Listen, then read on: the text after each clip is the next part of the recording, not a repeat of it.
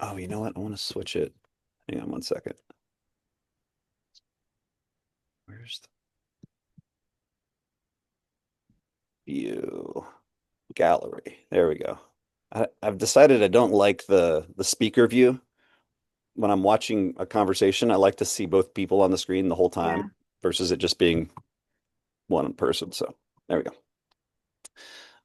So, uh, one of the things I wanted to speak with you about was the work that you do. And I know you can't talk about the specifics, or maybe you can, but I don't presume you can talk about the specifics of your Arctic getaways in terms of what exactly you guys do. But generally, I'm curious to just to hear your perspectives because I know that the little bit I know about what you guys do is involves working with the earth and working with uh, connecting to the land and maybe I don't know. I guess I should let you explain it, but I mean, it, absolutely. yeah, I, I'm I, excited and curious to hear about that, because it's not something I sure, hear you talk a lot about, but I know it's the kind of the body of your work now. absolutely, absolutely. And I think that's, thank you so much for asking about it because, yesterday literally I was recording another interview, and what I do, these getaways, I call them getaways, it was called a retreat. And I think a retreat would be probably the last word you want to use about it. And if you experience that, you will never use that word, because there's nothing retreaty about the time with me. Right.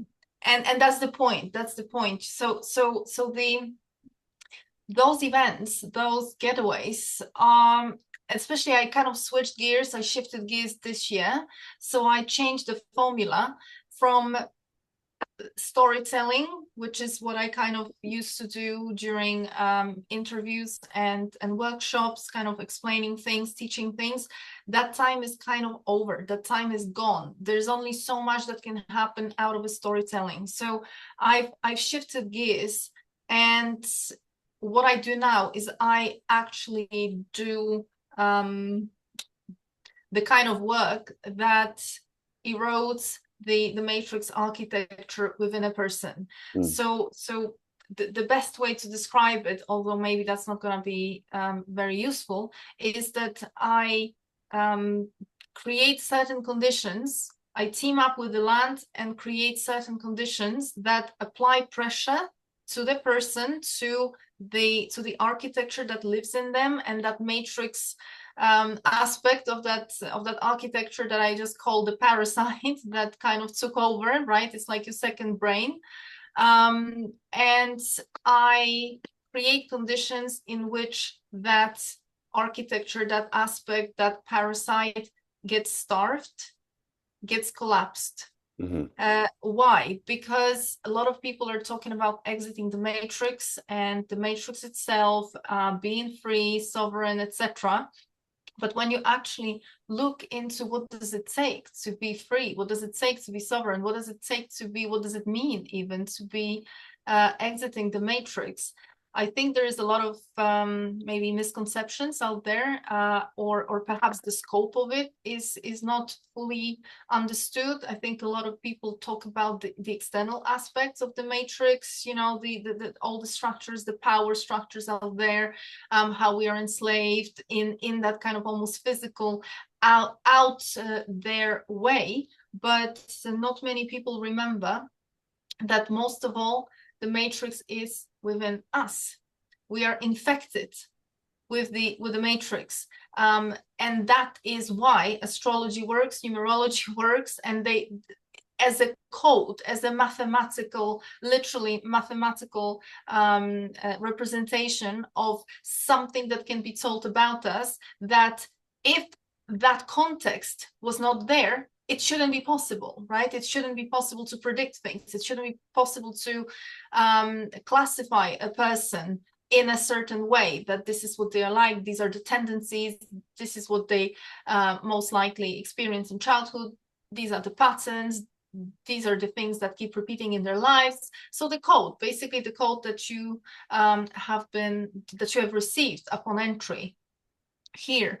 So that is the infestation, because that very architecture that lives within us, which the Gnostics call the ego, which Mm. is another very misunderstood concept, because everybody thinks that the ego is your personality and collapsing the ego is stupid because then you just become an amoeba. No, that's not the Gnostic concept of ego.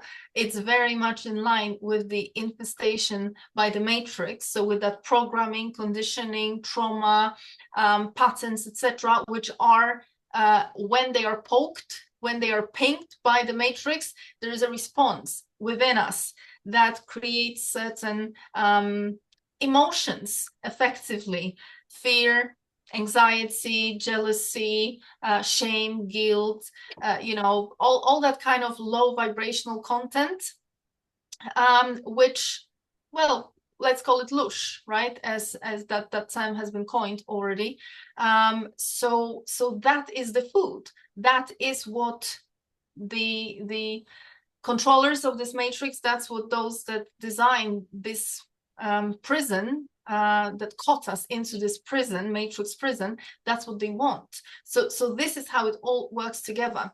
So exiting the matrix is not about having a full bank account, because bank account and money are still a matrix concept, right? This is still very much matrix in its one of the deepest aspects. So it's not about that. It's not about escaping to Bali or wherever else and working from your swimming pool and the beach. It's about being unavailable to those pings from the matrix. It's about being unresponsive when that kind of bait is being thrown at Mhm. us, right? So this is the point of my getaways. I show you, not by, this is not a therapy. I expose, people get exposed to situations which not only show them the code, because that's irrelevant. You probably know your code, and if you don't, then you can come for a reading, then you know your code. But the point is that this code needs to be collapsed. Mm. This code needs to be dismantled. And you do not, the funny thing, you do not dismantle the code by talking about it, by dissecting it, um which happens in therapy. So that's why people stay in therapy for years on years and years and nothing happens, because that's not what that's not what needed. What's needed is to starve it. What's needed is that this code doesn't get fed.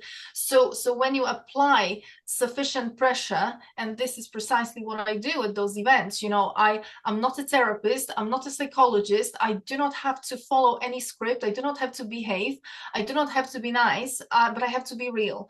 Mm. And when people get faced with someone who doesn't mirror, who doesn't, jump around their traumas, and not in a sort of aggressive way, but just in a way where it doesn't get validated, it doesn't get, it doesn't get sort of coddled, right? It doesn't, a person doesn't feel that their story is receiving audience. Mm. It's done, like I say, it's a mixture of pressure. It's teaming up with the land. So there are things that I do out in the raw terrain. There are things that we can do inside, but the whole point is to expose people to conditions that they normally do not get exposed to, which is precisely a parallel to the shamanic initiations, shamanic rites, Mm. rites of passage, which they were never safe. We are now, New Age has trained people that everything spiritual, every experience needs to be safe. So wherever you go, you get told, this is a transmutation or this is a transformation space, you're safe. Well, Mm. if you're safe, then I can tell you right now, nothing will happen. If Mm. you're safe, nothing will happen, because you will land, you will be soft landed, you will grab scaffolding on your way, and nothing will happen. I mean, you might hyperventilate, you might cry a little bit, but that doesn't actually, that's not a badge of honor. Nothing happened. Mm. So what I create are conditions where that kind of safety aspect is removed. Mm. And it's, of course, a person decides, I don't drag anybody there, but they decide that they want to participate in that. But this is a real experience. This is real. And just like back in the day in those shamanic, for example, the shamanic rites of passage, things were not safe.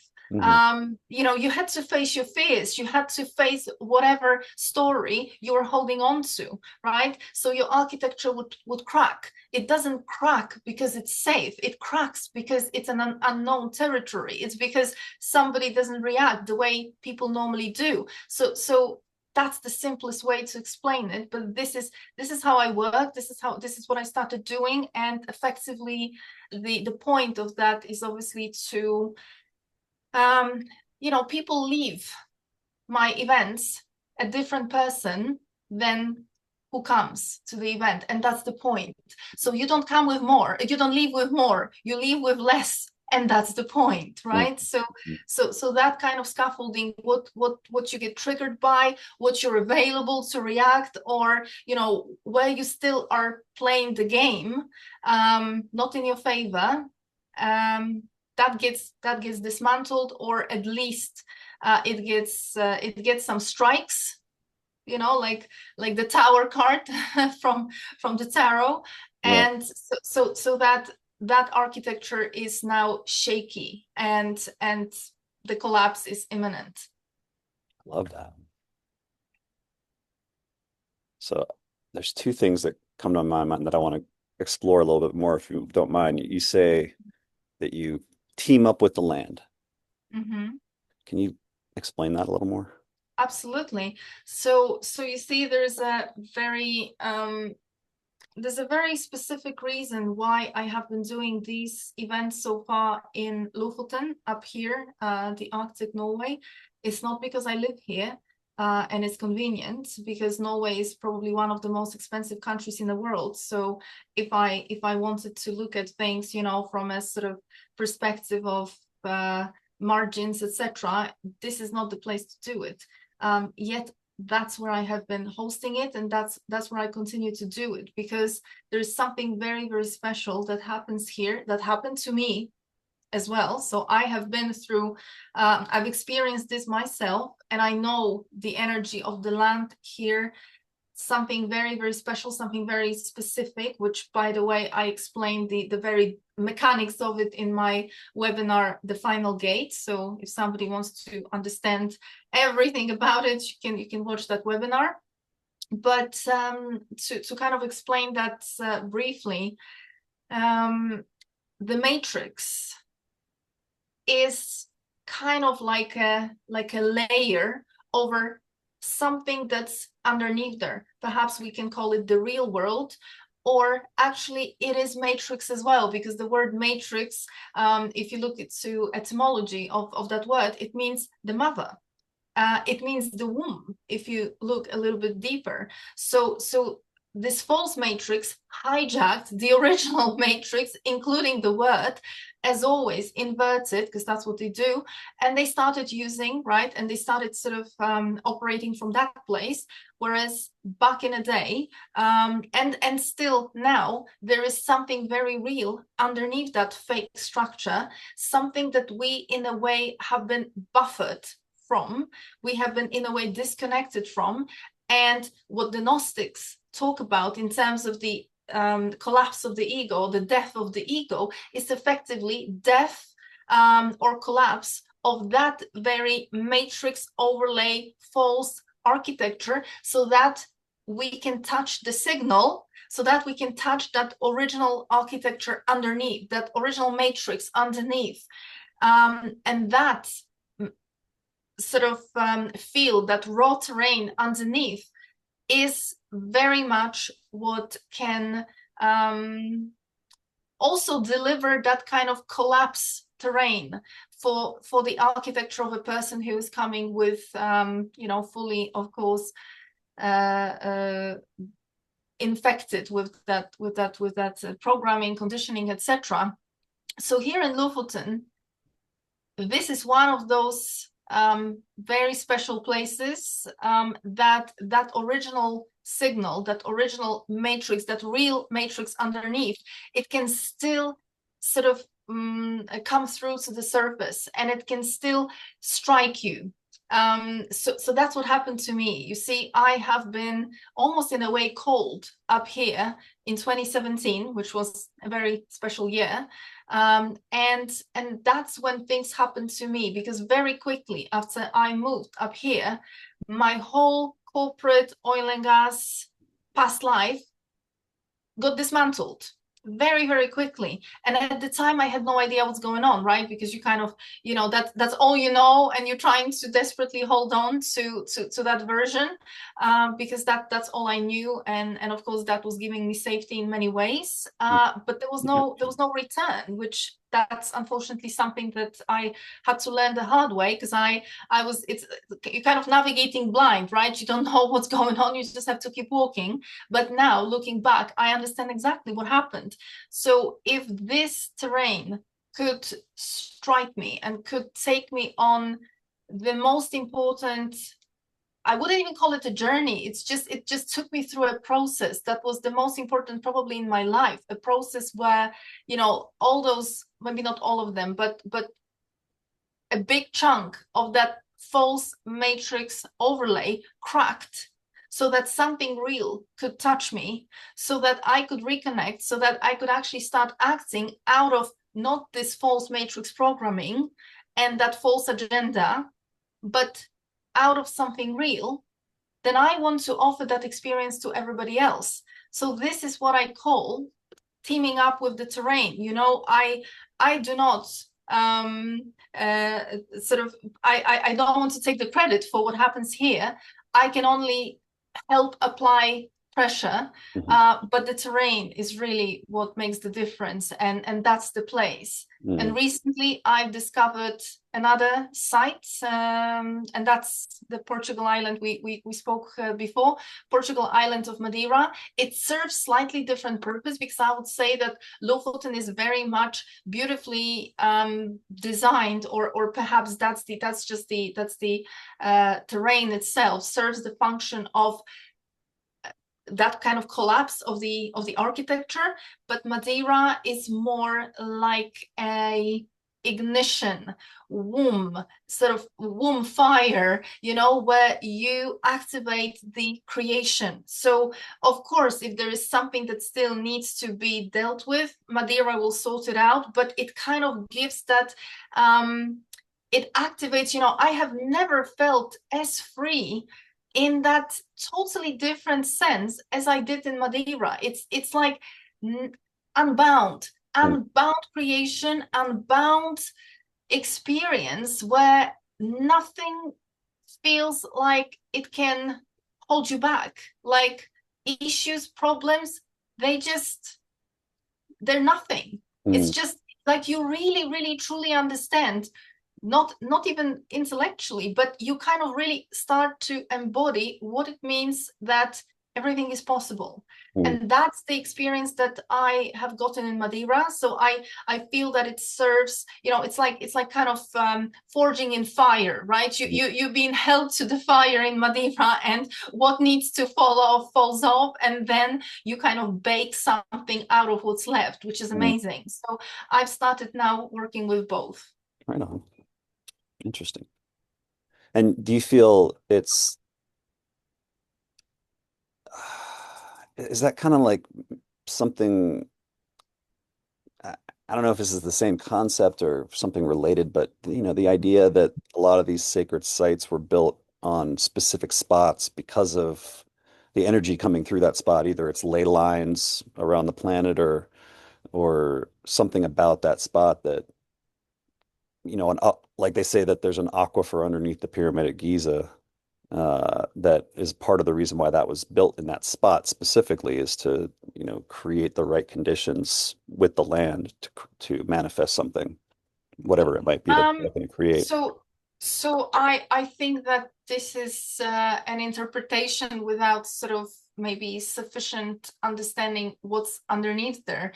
To an extent, yes, but that's not exactly how it works, because remember that the whole matrix, the whole terrain underneath this false matrix is real, right? But there are certain sites in which maybe perhaps that matrix overlay has not manage to corrupt the Mm, signal enough so that the signal can still hit the surface. It kind of, that false layer does not really hold it down. It doesn't clog it down.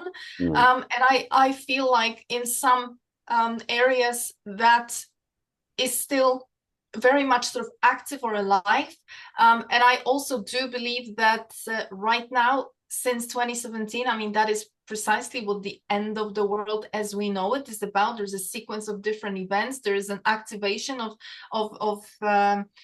I wouldn't call it sites, because it's an activation of the whole architecture underneath. It's just mm, that in some spaces, it takes less time or more time to really come up to the surface. So I would say that we're experiencing it everywhere, mm, but in some places it's just a little bit maybe easier or faster to really be exposed to that signal, because it's just always there, right. and it's been there. So of course, people might ask, okay, so there's plenty of tourists coming to Lofoten, right? So what are you saying, that they are undergoing this amazing experience? Then why do we need you?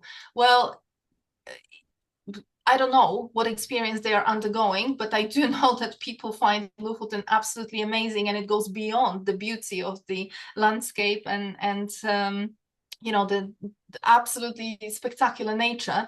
But I do know that mostly people are, if they are so infected that they are coming with almost creating additional overlays, and they are not making themselves in a way available, Mm, perhaps there is not that much effect. I think the effect is always there, but mm, perhaps the exposure is insufficient. If you're coming for a few days or for a week and you don't even know where you've come, and you still continue to every day step into that kind of environment, back into the cold, because you just don't even know where you've come, perhaps it would need a little bit longer, right? Because I just started living here, so that's I was exposed to this. I didn't know what the hell was going on, and I was exposed to it 24/7, right? So it definitely hit me. This is why I apply pressure in my events. I team up with the land. I don't take the credit away from the land. Absolutely not. All I can do from my end is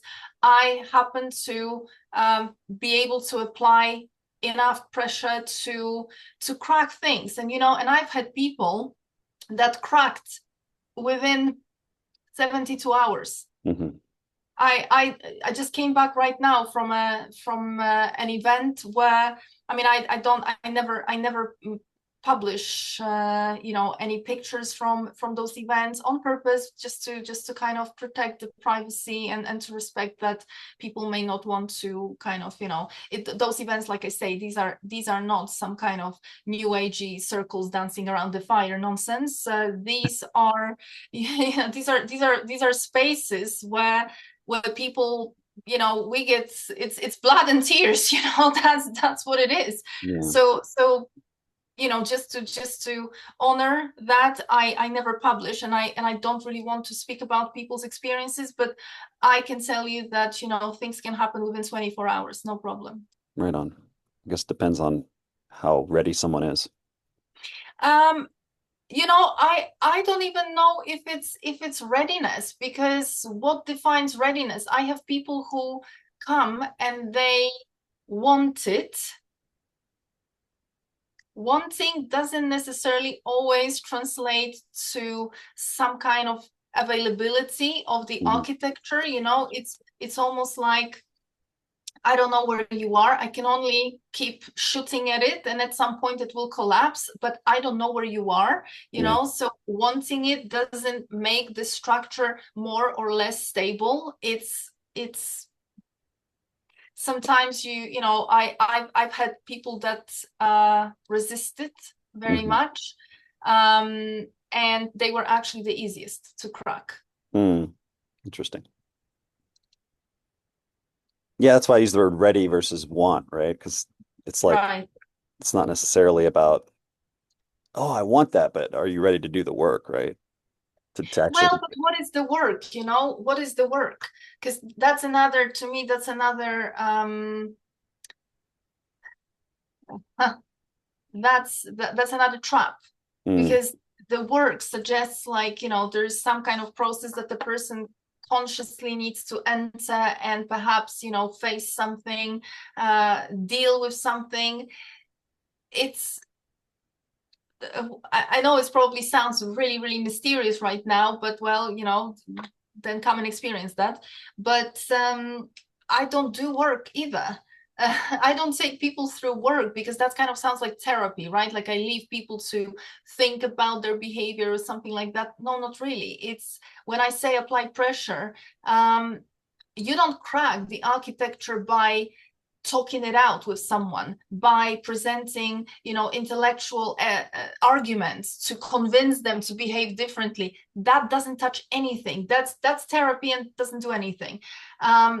It's something else, and you see, it's the effect of the field and pressure. That's the best I can say, which is literally done through the fact that somebody gets a different reaction. They get the question, they get put in a situation that they are very uncomfortable in, and it's kind of sink or swim.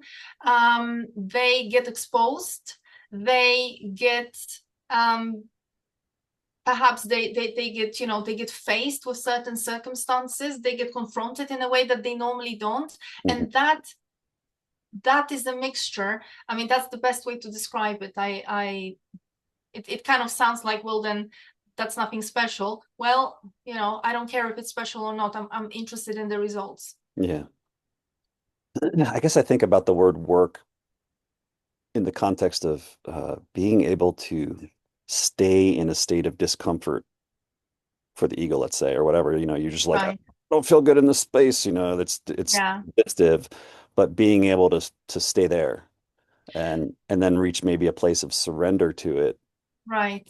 And that's, I think, that is definitely the hardest part, because very everybody at first is very open, very willing, very interested, excited, and within 24 to 48 hours you meet the wall.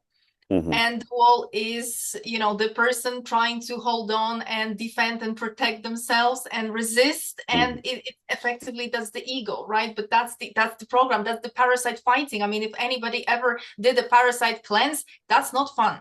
Yeah, it's that's not fun. And that parasite does not want to die. That parasite is going to trick you, it's going to, activate your defenses, it's going to make things very, very uncomfortable for you to continue.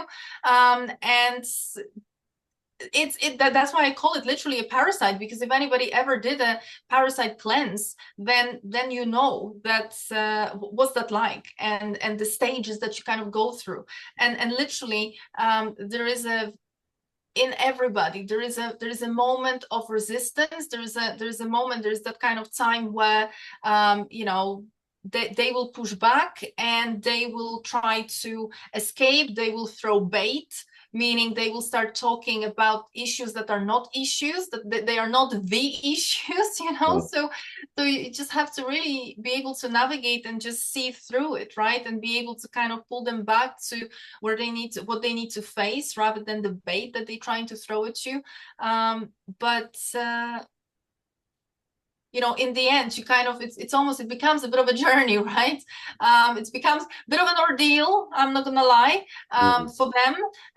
But yeah, at some point, because when they start fighting, it's when the destabilization happens, right? So of course you're gonna be trying to hold on to what's known, and what's comfortable. Well, that's the whole point. So yeah, in that context, I absolutely agree that, if you wanna, everybody wants to exit the matrix, but people are not prepared to pay the price. Yeah. Or just They want to exit the matrix, but everything needs to be comfortable. It needs to be on their terms. It needs to be nice, safe, sweet. And no, it doesn't work like that. This is Mhm. why you have been to multiple retreats, you have been to workshops, you have been to healing, and this, that, and the other, and you're still spinning in, Right. without any movement forward. So it's not going to be comfy. Yeah, I hear you. I don't have as much experience with, I guess I don't really know, exactly what to how to define it. in terms of working with the land to manifest these moments of discomfort to help somebody break through. The thing that I definitely have a lot of experience with is participating in and facilitating plant medicine ceremonies that are intended to do that. Um, that bring a person to the opportunity to dissolve their connection to their ego. But over the years, what I've noticed is that there needs to be a lot more on the back end of that type of experience for helping a person integrate it, because it's like they have these one-off life-changing experiences with a plant medicine that do show them a different road to take, but then they just go right back into their life, and there's no way to integrate it because it's at Well, odds with the see, program. this is why I'm talking about dismantling and collapsing a structure. Mm, Because when you collapse a structure, there's nothing to go back to because mm, it's not there anymore. It was there and now it's not. So there's no going back. That's the point. mm, I myself, I don't believe that plant medicine can achieve that. I believe that it touches what's in the mind and it doesn't kind of push you beyond the mind, so you're kind of experiencing whatever is still sort of shaped by your own perception, by your mind. But for for people not to go back, there must be nothing left to go back to, meaning that pattern cannot be intellectualized, it cannot be explained, it cannot be agreed, it cannot be the person cannot be seduced into not doing it or not. That doesn't work. They're gonna agree with you, they're gonna take the badge of honor for participating, and then they're gonna go back right to it. So the work that I'm doing is, that's why I'm saying it's not safe. And by safe, I mean it's not comfortable, it's not nice, it triggers, it's very, very raw. But the whole point is to collapse the architecture that is holding, or that's responsible for whatever pattern. And I don't choose those patterns, by the way. We do not, this is not a restaurant, we do not go through what somebody wants to get rid of. That kind of presents itself. So whatever is there, whatever that architecture stands on, that will present itself. I don't choose, I don't pick, I don't ask. And that's another difference between all the new agey healings methods, etc., that we don't work on different things on different days. We go after the whole bulk sort of construct. And people leave. It's quite funny because sometimes I ask on day one, why did you come here? What do you want? But then when they leave what they leave without solves everything that they came here hoping to get. Because whatever they thought, and they listed, they make a list like at the restaurant, I want this, I want that, I want the other, I want to get rid of this, I want to ta ta ta ta ta. Whatever happens, just erased, or just through all of that through the window. It doesn't matter anymore.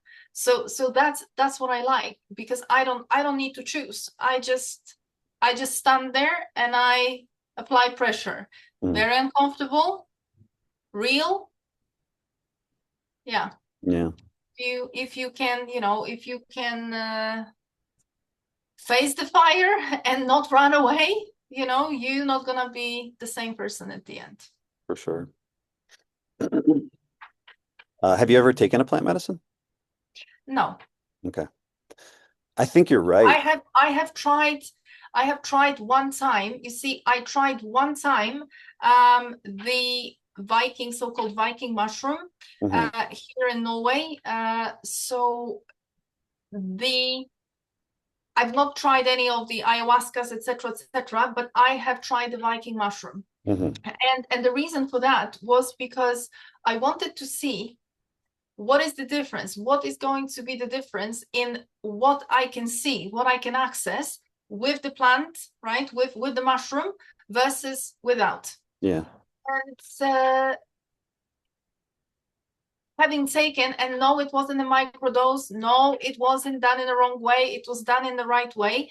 But my experience, that kind of plant medicine sort of experience, was I didn't get any deeper than what I can do without it. Hmm. I didn't, like, in terms of what I could see, I can access that without plant medicine. Hmm. So it was, and the only interesting thing was to see, because I got taken to the astral plane, and I was the whole thing, it went on for like 4 hours or something, or 3 hours. I just kept saying, this is bullshit. This is bullshit. Like this is nonsense. It was this psychedelic kind of pictures there that absolutely served no purpose. And in the end, I managed to sort of fall back down on the ground, and I could see what I already knew, what I could see, but I could see what I got really shown is the falls. Hmm. But I knew about the falls. There was nothing new there. Hmm. And the intensity of that insight, the intensity of that whole vision was not any stronger. Absolutely not. So, a woman is a shaman. Hmm. And we have all we need is within our hormonal system. Nobody needs plant medicine. Yeah, I hear what you're saying. I agree with you, the way you described it a few minutes ago about how we can get into an over intellectualizing kind of Mhm. cycle in the use of plant medicines. In my own personal experience with it, I feel that my initial interactions with mushrooms in particular were the best I can put it into words. It was a heart opening experience where I was sensing and feeling a connection in my heart that was separate from my intellectual understanding. And it showed me something that, like you said, it's already there. It's always there, but it's covered up and layered up, and maybe it's the matrix code or whatever. It's practices and patterns of modern life.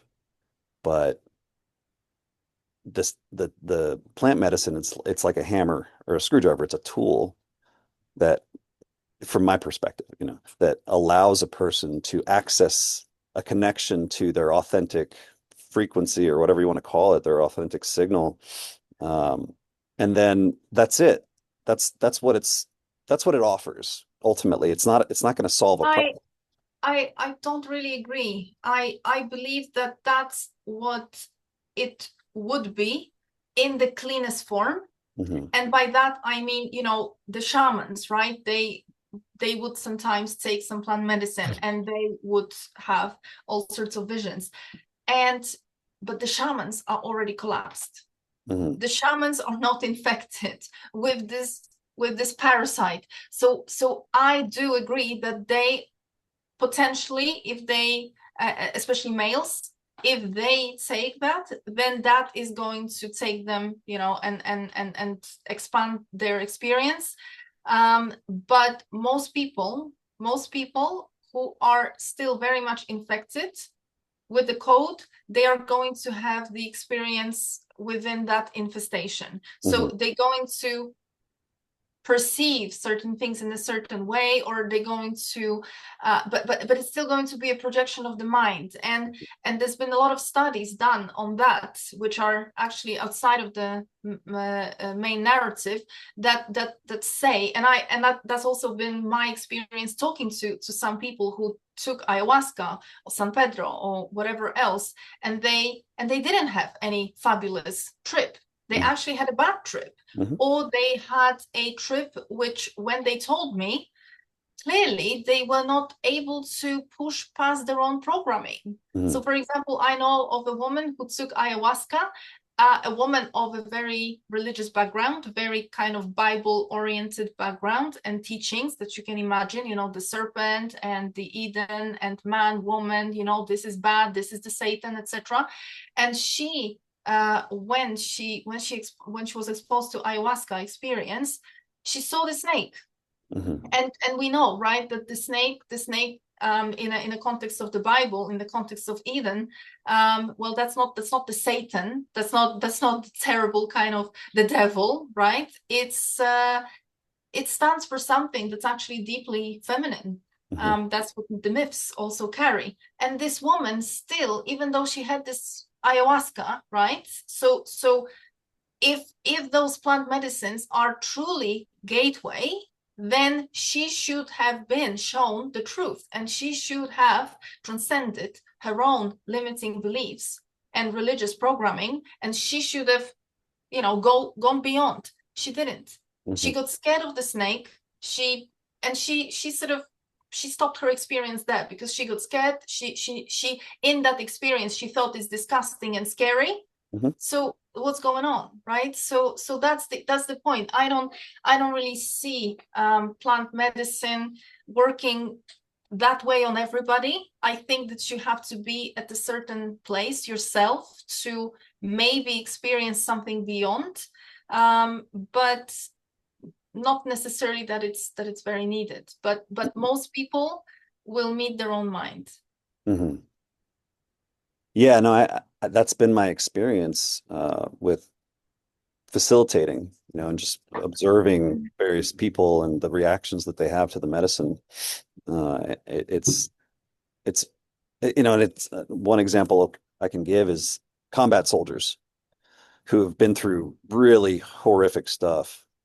Uh, it's not something that they necessarily can connect with the medicine in the first time or the first 4 or 5 times they do it, that they've got so much layers of stuff on top of their heart, let's say, just for lack of a better term, that it's not something that they get right away. And then they come back because they know something, they felt something, but they couldn't understand it. They couldn't connect to it quite yet because they've got all this other stuff on top of it. And so they got to, that's why I say do the work. They got to be willing to sit in the discomfort separate from the medicine and just face what it is that's holding them in that frequency and be ready to be willing to surrender at a certain Yeah, point. but like I say, I don't see people who are heavily overlaid with this matrix programming and conditioning being able to touch anything real through plant medicine. And I don't believe that the plant medicine will take them there. I Mhm. believe that it will just play them back, whatever they are. It will be a ceiling. There will be a ceiling, and the ceiling is their own mind. So they will not really be able to make any leap through that use. Yeah. And like I say, I've seen that, and I've seen that in people. I've spoken to people. I've spoken to people who believe themselves to be some kind of advanced, shamans or something like that. But you don't you can see immediately that there's nothing there. Mhm. There's no real connection there. So it's where is the why isn't the medicine showing you the truth about yourself, right? Why hasn't it cracked it yet? Should have cracked it by that Well, point. yeah, that's where I say the person's not ready to face their truth. Yeah, But yeah, it's I mean, just I guess that's the thing. Like, you have to wait until the end of the story to know if a person is benefiting from something or not, because in the moment they might seem like they're having a breakthrough, but then they go back to their life and they go back into their patterns and they didn't actually have a exactly. breakthrough. Yeah, yeah, Or that's a piece of their breakthrough and then they move on to another experience. And I like to use the analogy of people who quit smoking cigarettes. Um, there's all these efforts that they put in, let's say, to quit, but it doesn't work. And then one day they just stop smoking for whatever the reason. exactly. And everything that happened before that was on the way to getting to that point where they just decided to stop smoking and then never smoked again. But it wasn't time yet for whatever reason. It wasn't the right set of circumstances. They weren't in the right frequency, whatever. But it all was part of the process of getting there. but was it? How do we know that it was always a part of the process rather than it was irrelevant attempt Hmm. that didn't actually contribute anything? But because you see, this is when I talk about the collapse field, when I talk about collapsing this architecture, it is not a linear build-up, as in, if I work with someone for 3 months, there will be more effect than if I work for 3 days. That's actually not true, Hmm. because the things that happen to me through the exposure to the field, these were sort of, binary events, not nothing and then something. It Hmm. wasn't a build-up. This is why also for a lot of people, right, certain things in life, when they happen, such as, I don't know, losing a job, or your spouse leaves you, or I don't know, you used to build your whole persona on something and now you lose it. It's like it was there and now it's not. That event, there is no build up, there is no preparation for that. If anything, you were very much deeply into whatever story was there, and suddenly bam, and it's gone. And that in itself can be literally can transform a person like that.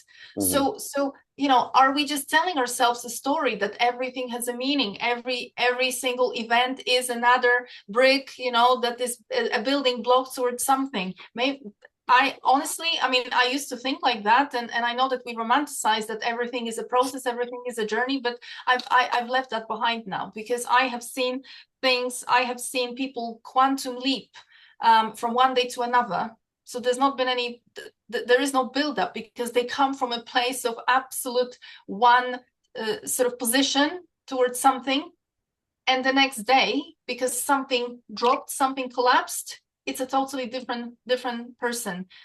And we will never know what we like to think that if there was an investment of healing or work, or working on oneself, etc., then that must yield a result. Well, to me, healing doesn't lead anywhere, because you don't need healing what? It's like putting a bandage on a wound that keeps being open, so doesn't do anything unless you can remove whatever is keeping that wound alive, right? So that was a major shift for me as well. And this is precisely, what I'm talking about is rooted in shamanic teachings, it's rooted in alchemical teachings. They never talk about some never-ending, ongoing, long-term process of healing, working on yourself, etc. No, but they do talk about death of the ego, not through some, the shamans were not psychologists, they didn't take people for therapies, they were field engineers, they did things, they shifted things, and things were very quick. They would expose people to certain conditions, they would create certain environments, so that a person would have to face the very thing that they are telling themselves they are infected with, they are afraid of, and in that environment a shift can happen like this. Hmm. That's why things were not safe, because it was not even guaranteed that you would come back, right?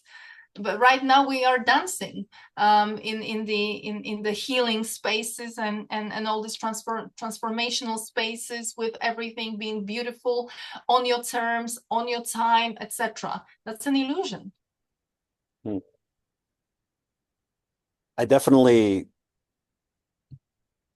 doing my best not to use new age words, but they work for me. Resonate, I resonate, I align with the idea that we'll go back to something until we just can't go back anymore because there's nothing left to Mm, go back to. Because yeah, mm, in my own personal journey, I find myself, I can go back in my mind to experiences where I should have been able to see it. Certainly everyone around me could see it and could tell me exactly what I need to do, but I'm not in the place in my own mind, in my own heart, whatever, that I'm able to see it. And so I go back and I have another set of experiences that lead to more destruction until I get to a point where it's too painful to stay in that reality. And that to me is what you're talking about, where it's like you can't, there's nothing Yeah, there to stay with anymore. You just have to let exactly. it go. Yeah. So it's like, yeah, the structure is gone, right? This Yeah. just, it's, yeah. So to Um, me, it's like, okay, I've learned something, from that. But like we were talking about before we started recording, it's a pattern that'll continue to repeat if I go back into a different set of circumstances that represent that pattern with a different set of people or life choices, whatever. If I find myself in that pattern again, then the pattern just repeats mm, till I stop choosing to participate with that pattern. yeah. I mean, if you can, right? Because the matrix will keep pinging, the matrix will keep trying to sort of send signal that way. And as long as there is a receiver, because there is a transmitter, matrix tries to transmit, right?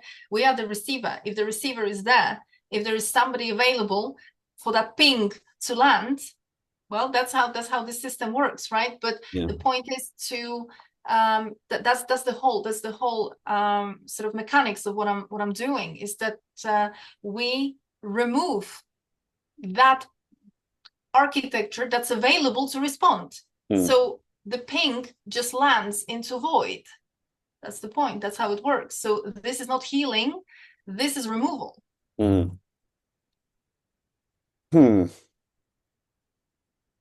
Yeah, I guess it's kind of a semantics thing, using the word healing versus removal, that if it's removed, then there's nothing that needs to be healed. Well, If it's a it's not wound, semantics because healing very often it's implies that somebody has things that they need to fix and improve. And I'm saying, no, you don't need to fix anything, if any, because there is nothing to fix. You do not fix the parasite that's inside of you, you take it out. mm, So there's nothing to heal. There's nothing that someone can come and do for me. I need to have that architecture gone, right? It's so it's a little bit I think that this word healing has been hijacked as well, and it's been probably misrepresented, so that a lot of people are, a lot of healing that's out there is a feel-good factor. it mhm, it gives you a little bit of it's kind of like taking a shot of vodka, right? For people who need that, like it will make you feel a little bit better for 15 minutes, and but you're still stuck with the problem. right, So that's the new age healing. That's the healing. 90% of healing looks like this in today's world, right? right. So I don't sign up to that, especially that in from the context of feminine alchemy. Healing is unnecessary because in our DNA we already carry perfect health. We already carry that perfect design. All we need to do is activate, and then processes are kind of running by themselves. So nobody can heal you. This whole notion of healing someone is a bit patronizing because it kind Mhm, of makes a person feel superior towards the other, like I can do something for you that you cannot do for yourself. That's why I always tell women when we start those events that I'm not here to heal you. I'm not even here to help you. I'm here to stand here and wait for you to get off your knees effectively, but I believe in you. You have all it takes. You have all it takes. So fixing the problem instead of healing the problem, like removing the architecture fixes the problem, let's say, right? And now the Well, person it no it longer, removes the problem. It doesn't even fix it. It removes the problem, right? It removes your availability to be responsive towards that ping, which is the right, point. This is why at some point you stop going back, right? That's back to your example that, normally you would kind of be looped into a pattern, and you might, even though it doesn't serve you, even though it's not good for you, you keep going back or you keep doing something. And then one day comes and you don't. right. Well, that's the point, right? And it's almost very often in those situations it kind of feels like almost you're a bit disoriented, like why was I even doing this? that moment, that disorientation is precisely that something has been removed, because your neural pathways cannot connect with that address anymore because it's not there anymore. So that's why it feels confusing. Hmm. I mean, this is the best way I can describe it. So I don't heal anybody, because that kind of that doesn't solve the issue. It's Hmm. and it takes away your power, right? It puts another person above you. Yeah, I agree with you 100%. I don't ever tell somebody that I can help them or heal them or anything like that. Yeah. The word I might use is guide. I can offer you my perspective, and you can choose Mm. to do that for yourself and see if it works. And if it does, great. But it's not me doing anything, Mm. other than, like you're kind of saying, holding space, which again is a phrase I don't really like, that phrase holding space, but stand there and wait for you sounds better actually. Yeah, Uh, I think that holding space sounds safe as well. I don't do yeah, that. and honestly, like it's kind of not even an accurate description of what you're doing, Yeah, because you yeah, can't even hold space. yeah. How do you hold space? I don't know how you hold space, and if I was to just hold space, then people can just stay home. Right, right.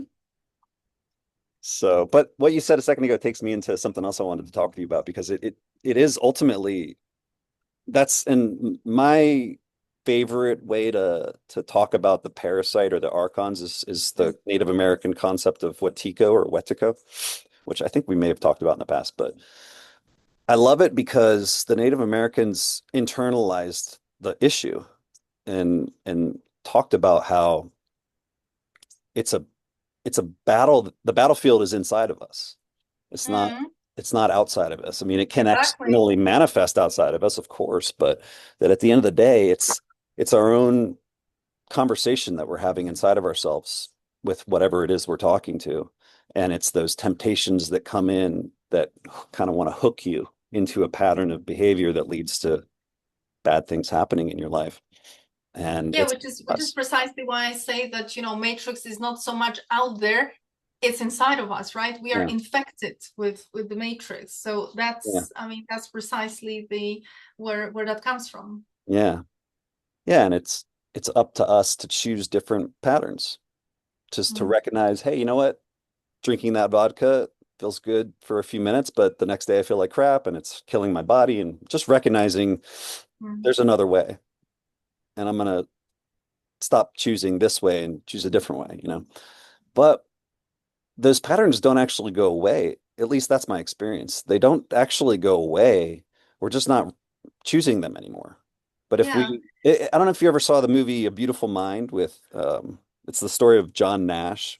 He's a schizophrenic Harvard professor, MIT. I can't remember where he went, but he was seeing imaginary people, Mm. and eventually he figured out that he was seeing imaginary people, and he just stopped participating with the imaginary people, but they never disappeared. They were always there waiting for him, trying to hook his Absolutely. attention, and Yeah. it never goes away.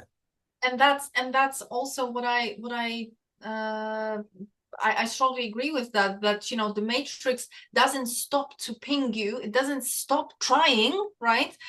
I mean, they still broadcast the signal.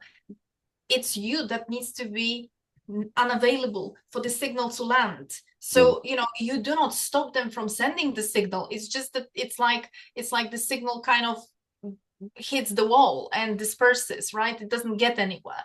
yeah. That's the point, because the Matrix is a broadcasting system, right? It works on frequency. So that frequency is being broadcasted all the time. So absolutely, I think a lot of people are gaslit Mm, into believing that when you do the work, when you do the healing, then those things stop showing up in your life. That's not true. That's not true. And a lot of people, this is why for a lot of people it gets so discouraging, and they sort of feel so disempowered, because they feel like, oh, I've done so much, it continues, mm, these people keep showing up, or these events keep showing up. And they will maybe at some point, if the Matrix kind of notices that it's just echo, right? There's nothing there. Maybe because I don't know exactly 100% how that works, maybe they will stop, because it's like, okay, there's no point knocking on that door. But most likely it will continue. It's just that you will become oblivious to it. You will become unavailable. You will become uninterested. You probably will stop noticing at some point. So that's the best that can happen. Yeah. Yeah. Yeah. Yeah, it's an interesting, I talk about that related to how do we change things in the world. I don't agree with protesting. I don't agree with going out there and taking actions to fight against something. I talk about, hey, you know what?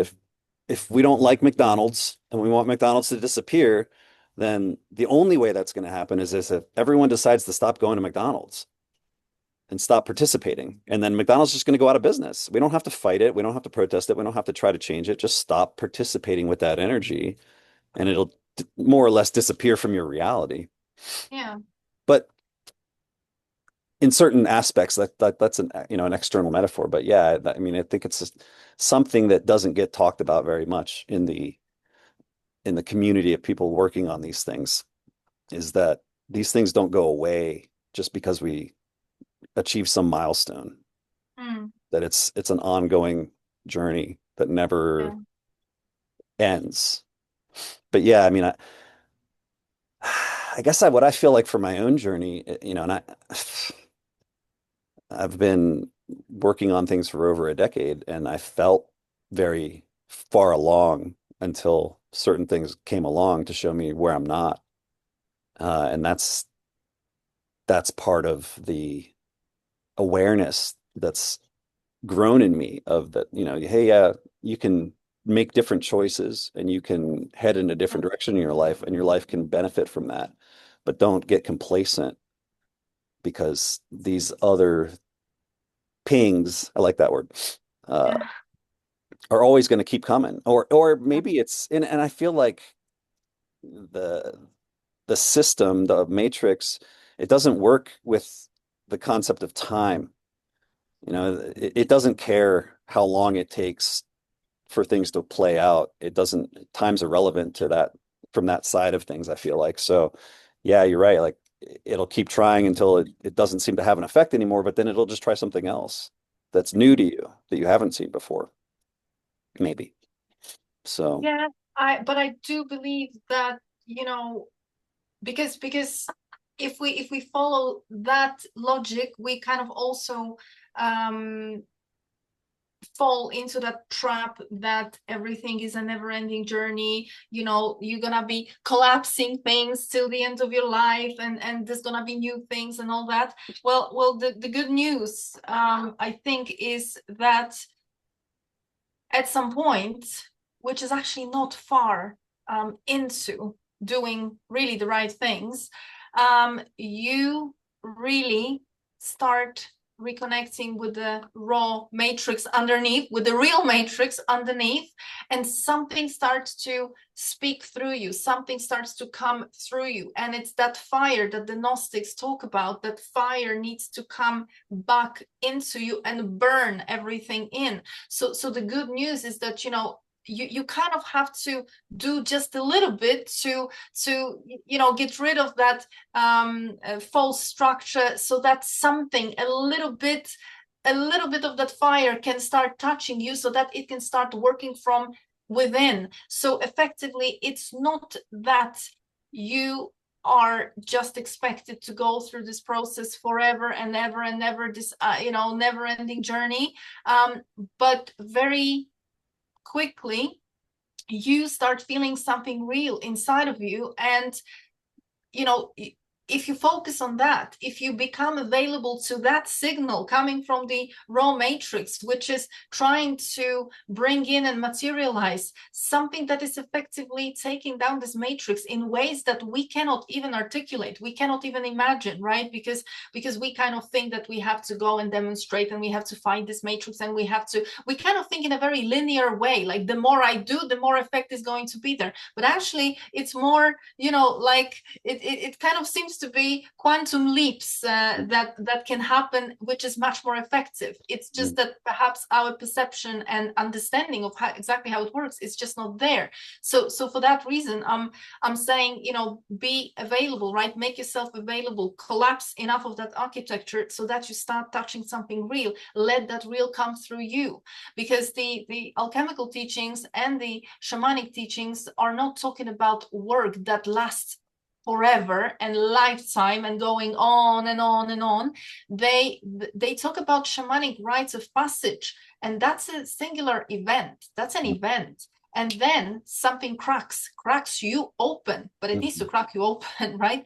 And then you're on that journey of being reborn and purified by the fire, which mhm, means the fire that signaled from the raw matrix is doing the work without you needing to kind of consciously be all the time, worrying about things. It is literally collapsing more and more of that false architecture. You don't need to know how. You don't need to worry about that. It just happens. mm, But you start seeing difference in your life. That's the point. It's the proof is in the pudding. mhm, You're gonna start seeing things in your life, not 5 houses and 10 yachts. That's still the matrix. And I'm not saying that we all need to live like, in poverty, because that's some kind of deep exit from the matrix. No, but it's literally things that happening that are amazing, and you're being taken care of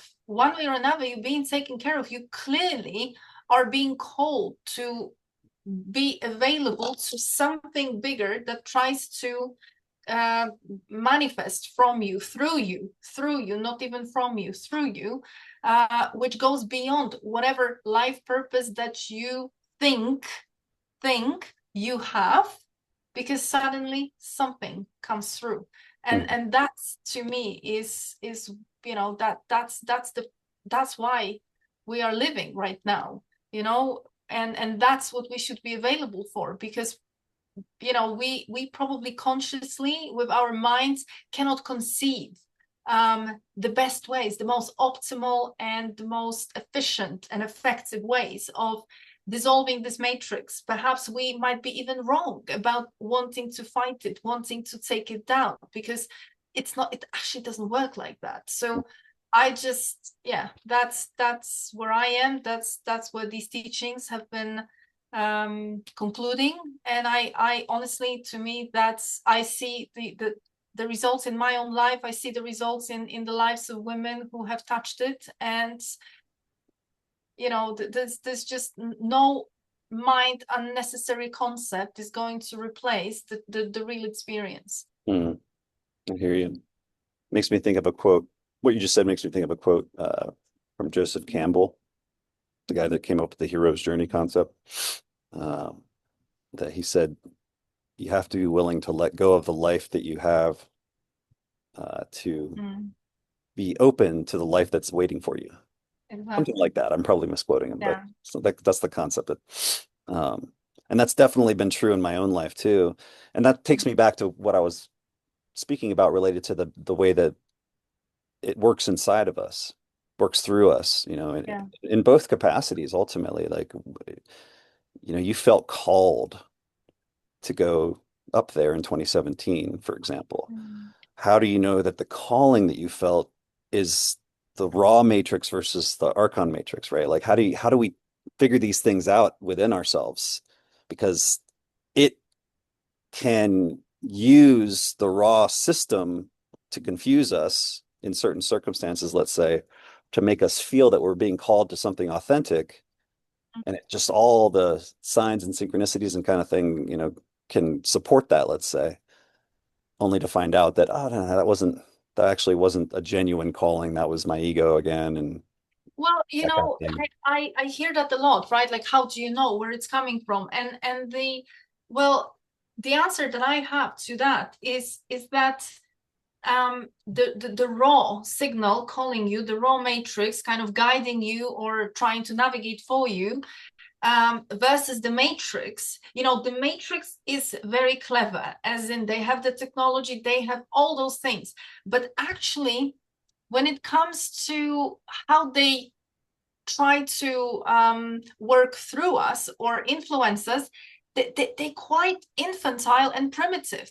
So it is actually quite easy to see the difference. If something is, if a pursuit, if a sudden kind of notion that you need to do something is coming from kind of your mind, as in, I want because it's going to make me safe, or I want because it's going to, you know, buy me something or win me something. If it's rooted in fear or gain, right? In comfort or gain. Comfort could be of all sorts, right? I'm trying to protect myself, I'm trying to survive something, etc., etc.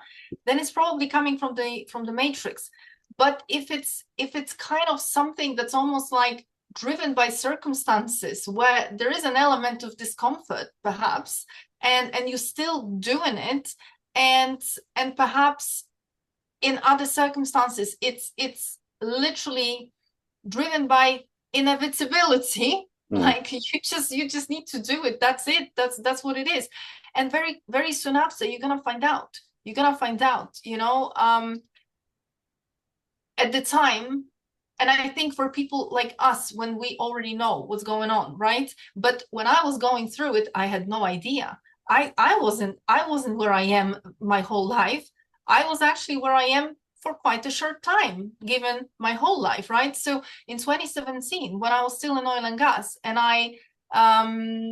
my company was in the south of Norway when I was living at the time. They were going through some restructuring, etc. As a fallout of that oil and gas crisis, 2014. We were just the last ones to be implementing any changes as a result of that, and that's what happened to me. So my job was either going back to the UK, or I kind of had to leave. And I, at that point, I had been living in Norway for 5 years. So what am I supposed to do with my life? So I decided to take the package, you know, to make them pay me out, pay me off, Mm. and leave, right, and find another job. And my life was in south of Norway, and suddenly I cannot get a job in the south. There is an amazing job that looks like, you know, would be a perfect fit, that shows up in the north here. And I'm thinking, you know, this is a bloody end of the world. Like, how am I gonna go there and live there? But it's a perfect job. Yeah, that perfect job lasted very short time. I got it. I came up here, and it became very, very clear that that was just a setup to get me up here, Mm. because everything fell apart almost within months of me, literally within months of me coming up here. So my, you know, and that's where I got done, because I got done for status. I got done for prestige programs within me, right? Because that was very much instilled. We coming from Eastern Europe, I think a lot of us have that instilled into us, because we have a bit of a inferiority complex, you know, coming from that kind of worst part of the world, worst part of Europe. We kind of have that thing of needing to prove yourself, you know, needing to outperform, etc., etc. So the status, prestige, you know, the job titles, etc. That's very alive. Unfortunately, that's a very very strong programming. You know, you are, and you mean something if you have a fancy job, if you have some fancy achievements, right? That was one of the first things that collapsed for me. I had to find myself, I had to find who I am, absent the fancy job titles and the sexy, you know, whatever CV that came with it. And suddenly, you know, who am I, right? So at the time I didn't know, because I didn't know anything about the things that we're talking about today. I had no idea. I was desperately trying to climb back into the very structures that just kicked me out, right? And it wasn't working. It wasn't working. It was needed, right? So I would think that if I had moved here and everything flourished in a matrix way, you know, I would have gotten sucked even more into that corporate world. And, you know, I had my fancy job title and a position. If I had been immersing myself in that and really kind of moving in that direction, then yeah, we wouldn't be having this conversation, and I would have been sucked deeply into the matrix. But it collapsed the minute I moved here. It was like the whole thing was just, it was a setup for Mm, me to come here. And then the minute I came here and I anchored in here, because, I bought this house. This is the first house I ever bought in my life, and I bought it here. It's a little bit more difficult to move around, to, for example, go back when you actually buy something rather than rent. mm, So the minute I anchored in here, everything just fell apart. interesting. So I take it as it wasn't the matrix leading me up here, especially where I am now, and I know the terrain and I know what it is. This is not just my opinion. There are people that live here that say absolutely the same things. Not some kind of new agey nonsense, but people that, yeah, they have some real something very real inside of them. Yeah. Including the people that live in Lofoten, and they may not name things in our language, but they very, very clearly know and feel that there is something very, very special about that place. So yeah, I think, I think that at some point you start noticing the difference. And funny enough, when you exit or when you are on the way out of the matrix, life doesn't get easier. Life doesn't get pink and beautiful. Life gets worse. Things get more difficult because the life support that matrix plugs into you is now disconnected. Mm-hmm. So matrix rewards staying in the matrix with comforts, but the minute you are on your way out, you're gonna get beaten up. Mm-hmm. Hmm. Would you say, sorry, my neighbor just started his truck. I'm not sure if that's coming in on the video or not, or the audio. Um, No, it's all good. thanks, Matrix, for editing out the sounds we don't want there. Um, I forgot how I was going to say this exactly, but that feeling, oh, the idea that the raw matrix, let's say, for lack of a better phrase, speaks through our heart, and that the overlay matrix speaks through our mind. Is that something that you connect with? Like, you felt called to go up there initially because of the Matrix version of reality. It's like, oh, the job's perfect and everything, right? Like you're being drawn by that carrot, but when you got there, everything fell apart, right? Well,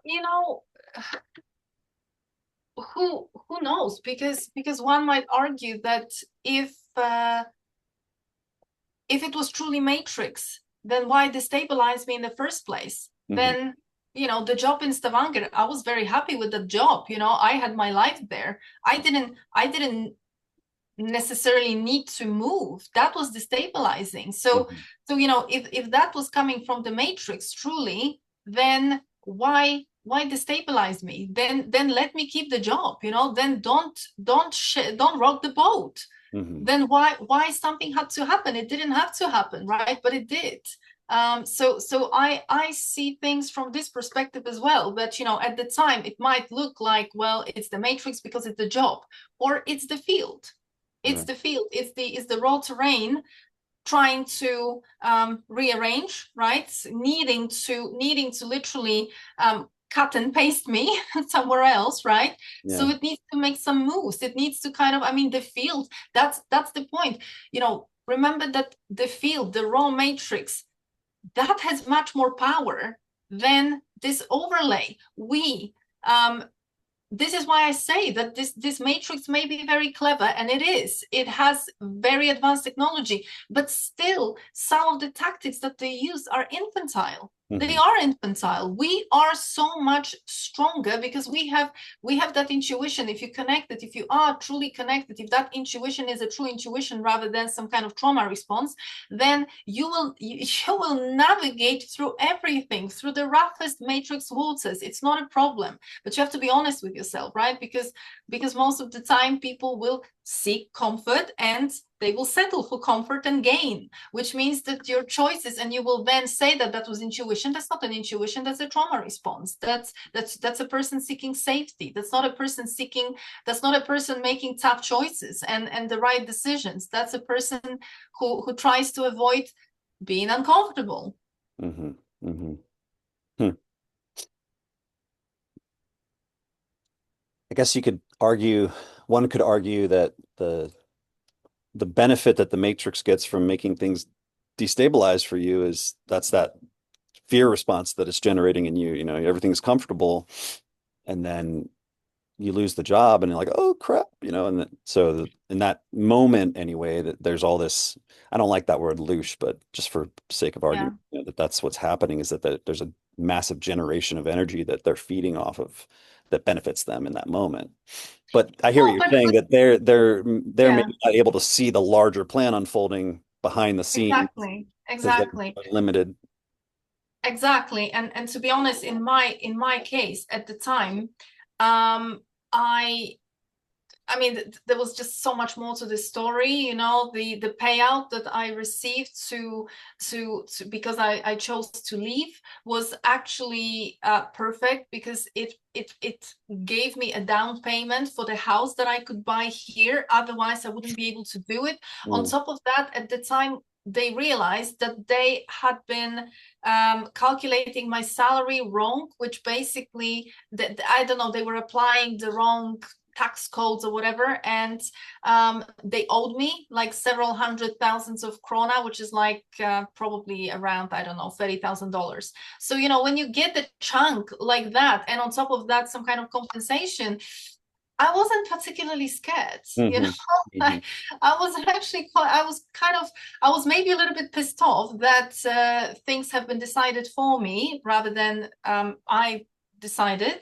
But I was quite excited in some ways. And anyway, and of course, you know, yeah, there might be a momentary release of fear or anger or whatever. Yes, but I think that overall, you know, I wouldn't say that it was the Matrix benefiting from me moving here, right? Because they've lost one of their own in the process. So I don't think it was them Hmm. making move here, making my move up here. So Yeah, I hear you. No, it's just it's interesting, right?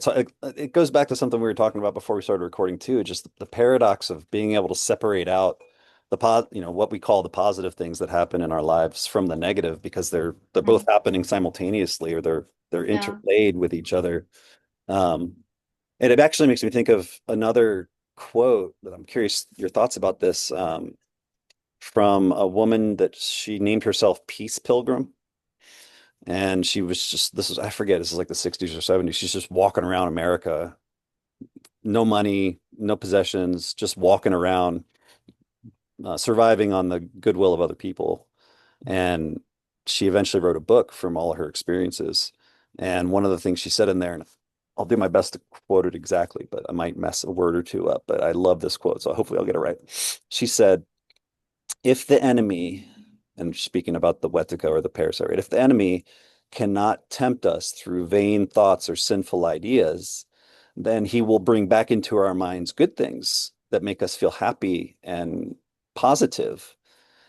One way or another, essentially, that it doesn't care whether we're feeling happy or sad, that it's the place in the center when we're in the present moment and focused on spirit, if you will, you know, purity, that's where it loses its ability to draw energy from us. I don't, you see, I don't agree with that. I think that this is the way people interpreted these words, or perhaps this is how it's been presented. But I think that that's not actually the point here. it's not about being in the center, because the matrix doesn't feed of positive emotions. It cannot even metabolize it. I think it's more about the fact that, certain things that make people happy, especially people that are still deeply immersed in the matrix, are effectively making you more immersed in the matrix. Mhm. So it's not about the emotion itself, that an emotion is being created and matrix, loves to feed on that. It doesn't feed on that. But, for example, let's say a person who doesn't have any clue what's going on in this world, right? And they get an award in this matrix world for something, which, well, makes them happy, right? Makes them fulfilled, makes them feel amazing. And yet it's pushing them deeper into the claws of this matrix. So it's not the emotion that's the problem. It's where the emotion is coming from. Because if the emotion is coming from, for example, loving someone or feeling bliss because you're in the nature and it's amazing, I find that a totally different circumstance than somebody who is effectively stepping deeper and deeper and deeper into this very matrix soup, but they are getting very good feelings out of it because they have been trained. For example, if a girl buys herself, designer bags and shoes, I'm sure she will, and she has no idea about how this matrix, works. She doesn't know that she's just being a slave. She's being a slave, and she's being kept in that slavery through the status, etc. That, all these things, they don't mean anything. All these brands and designer shoes and designer bags, they are just tokens of slavery. They don't make her any better. But when she buys that, she feels amazing. So you see what I'm saying? That it's not the feeling amazing that's the problem in the matrix, because it feeds off of it. It doesn't feed off of it. It feeds off your deepening programming. It Mm. feeds off you getting deeper and deeper and meshed in the very fabric of this false matrix. Mm. That's what I would say that is the point here. Okay, so it's like the practice of buying the material things that make us feel happy in the moment, let's say, but ultimately they're deepening a hole within us that leaves us somehow confused about why am I not happy in life, right? Well, it's anything, it's whatever it is that looks good on the surface, because that's what you are programmed to associate: safety, prestige, whatever, right? But effectively, it makes you more and more enslaved. Mhm. It makes you more, and it doesn't have to be just buying. It could be anything else. It could be titles. Somebody getting an award for something, somebody buying something. Yes, indeed. But it could be a lot of other things. Or just Um, praise, lots of praise because, oh, you're so awesome and makes you feel good, right? yeah, absolutely. Somebody making, I don't know, feeling better because they have people validating them. Yeah. Well, why do you need validation, right? Nobody's asking about that. Well, what's the problem there? No, but I'm getting validation, so I'm happy. So it's great. Well, the matrix is feeding on that, right? The matrix is feeding on the fact that you have that need, that you have that lack. Mm. So it actually keeps you even more trapped and deeper trapped in this matrix. It doesn't matter that the emotion is positive, Mm. but the reason for this emotion is causing more and more entrapment. Mm. So you could argue then it's using the physiology of feeling good to guide us into a place that's darker. But it's not Well, feeding yeah, of course, it's of not course, feeding off of the yeah, positive energy per se. It's just knows that allowing that yeah, of positive to course. exist is I going to. mean, I mean, let's go right in there. Let's look at porn. Mhm. Let's look at exploitative sex, Mhm. right? I mean, isn't there a lot of feel good factor? That's Is that interesting. is that, but we know, right, the alchemical teachings, all the teachings, we know that distorted sexual energy is one of the biggest weapons that the gods, the archons, are using against us. But Hmm. there is a lot of amazing feelings in there. Yeah, no, that's a really interesting topic because it's something that I've been curious about just my own journey. What is it? What is a sexual fetish, right? Like, because in the moment you feel good engaging with it, but then later it's like almost like this feeling of shame or guilt or blame or something negative that's associated with the social taboo of whatever that fetish might be for the given person. But it's something that number one, I mean, just from my part, what I've learned about the energy of the body and how the alchemy works, keeping everything in the lower section of the body energetically and the sexual act of, ejaculating sends the energy out at that level and won't allow us to bring it up and move the energy through our body in that process naturally. So that's one side of it that makes a lot of sense to me in terms of keeping us in the matrix and keeping us at a certain frequency focused on that energy and keeping the cycle of lower vibration energy going in general. That makes sense to me that porn is so effective at that. But separately from that, just general effect on humans, the individual personal battle, as it were, with a fetish is something that I think is really interesting to explore because I feel like it's definitely taboo. People don't want to talk about it. It's maybe one of the darkest secrets people have is like what they're sexually attracted to. That's not necessarily a positive thing. Yeah, but when you really look into the sexual, uh whether that's a fetish, whether that's sexual preferences, whether that's intensity, I happen to have quite a first-hand experience with someone, or of someone who underwent severe trauma. And that's such a pattern that people who are needing some deep intensity and sexual experiences that are kind of borderline fetish or fetish themselves, right? There is a disorder underneath there. Mm, And if it's not a fully blown disorder, there is a trauma.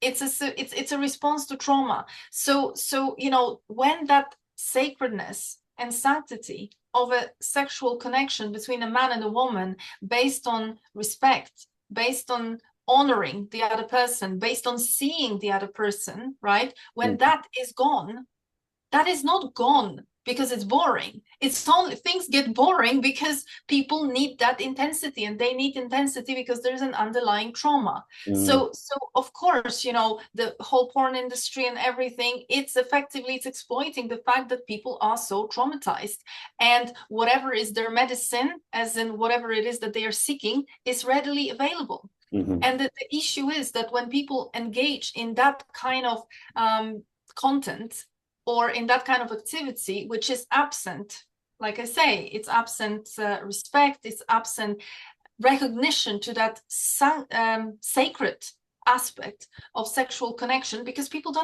have no idea what kind of power lies in a sexual contact between man and woman, right? mm, They have no idea.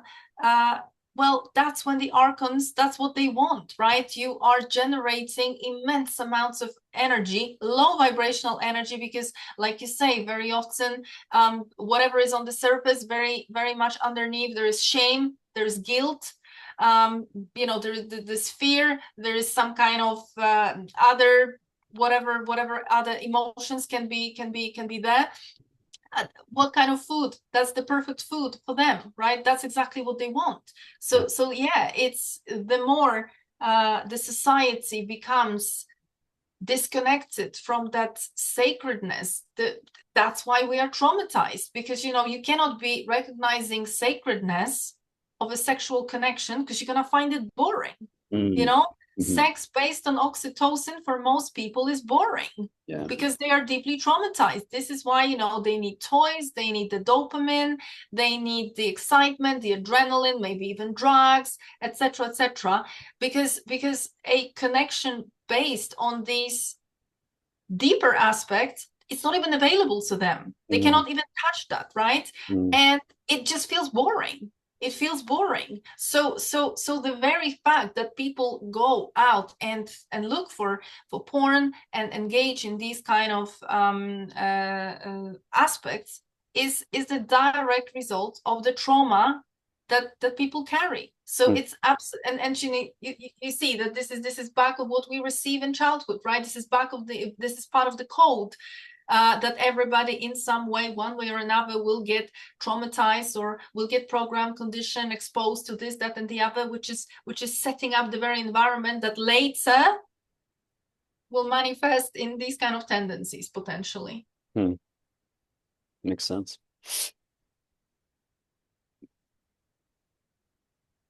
And here we are, and you wanted to talk about the Mayan astrology, I right? was just, well, it's funny that you mentioned that because I don't know how long we've been talking at this point, but the one of the things that you mentioned in the last email that you sent to me was the idea of God's zodiac. And I don't think I've Mm. ever heard you say that specifically before, but it was in the context of talking about the 13th constellation. Um, and what it made me want to talk to you about, and maybe we can talk about this a different time, but um, is just the idea of the original raw matrix. I don't know, but I'm guessing it's not just the Earth, it's the whole realm, the sky too. And so that the original intent of the sky wasn't to be something that would control us, but something that would inspire us. That we'd look up there, that our ancestors looked up there or looked down into a pool, to see the reflection uh, for inspiration. So at some point it was co-opted and used to control us. Uh, Itself is an interesting topic, I think, and so I'm I mean, curious. it's a massive topic in itself, right? Because Right. it kind of requires explanation of how the archons managed to capture the energy and distort the energy of the constellations, the energy of the planets, to create the zodiac, as in to give them certain tasks, and how that technology kind of works, because the constellations, there was no zodiac, right? We don't need the zodiac. We don't need to be told how our lives will unfold by an external mechanism. So that is the produce of this matrix. Mhm. Um, but yeah, it's a very big topic. So Well, and absolutely, it ties into something else that I can't remember if we talked about this the first time we spoke or not, but the idea that the original creative force is a benevolent force, which is something I believe I feel very sure of from my own perspective, that at the highest level of creation, the furthest out of the box you can get outside of the whole realm itself, that whatever created this entire place is something that's not evil, of and that course. and that it also created the archons as it created the system itself to create this realm. It also created the controllers, that they serve a purpose in the Well, creation. again, that's another kind of. I find that narrative to be an echo of the Sumerian tablets, but somebody didn't finish reading them. So I'm terrible with reading instructions. I only get the first few lines and I don't no, no, read no. the I'm small not print. saying you, because I no, know, no, I no. know, I'm I'm just not. being I'm silly. not saying you, because this is quite widely spread interpretation out there, that the archons, they serving a purpose, and it's all this game of duality, etc. But like I say, um it's a half-baked narrative without understanding the full picture. So the this creative force, this benevolent creative force, creates this universe, creates everything. And actually everything in the beginning was not in distortion. It was very much in that benevolent state as well. Different constellations, and as life evolved, as it happened, because the archons, right, they are associated with the constellation of Draco, and so the reptilians, the Draco, that kind of origin. Well, what happened there is that at some point, um, that benevolence was not enough. They started developing the need for hegemony, the need to control others, the need to dominate. They wanted to create themselves. They started getting jealous of the feminine, of the females who were the creators, and the creation was flowing through them. They wanted to be able to access that process, even though physiologically, alchemically, that was not available to them. So that's what happened. The sort of life-sustaining intelligence does not punish. So if this degenerative process started at some point, and these beings effectively sort of fell from that place to a place of being against life, well, that's just what happened. That didn't serve any good purpose. That's what happened. And what we see in the myths, what we see in mythology, what we see in the mythology of the sky above, is very much a representation of the history of what happened, of the galactic wars that took place, because these beings, these well, parasites, to an extent, they didn't just come straight to Earth. They were trying to do what they do in other places as well, in the Pleiades, on Vega, on Andromeda, etc. So other places experienced that as well before us. So there's a whole story that's described in the Sumerian tablets, and it's repeated in some other sources as well, that kind of puts it nicely together. So there is not really, this whole notion that everything has a purpose, like the suffering has purpose, and them being negative or malevolent, it has a purpose. I would be very careful with entertaining these kind of narratives, because it almost justifies certain behaviors when there is no justification. And it goes beyond interpretation. We don't need to interpret things that we have been already told about through fairy tales, through legends, through mythologies that are very consistent about what happened here and why. The indigenous stories, the indigenous accounts, they if people are out there wanting to channel some nonsense and then turn it into an official narrative, then that's what we are later left with. Half-baked stories from people who haven't even read or educated themselves with where things actually originated. And I'm not talking about the certain source, because sources have been corrupted, but I'm talking about consistency amongst different accounts, oral accounts, written accounts, myths, fairy tales, indigenous stories, etc., which are, when you put them together, you see very, very clearly how it went on and what happened.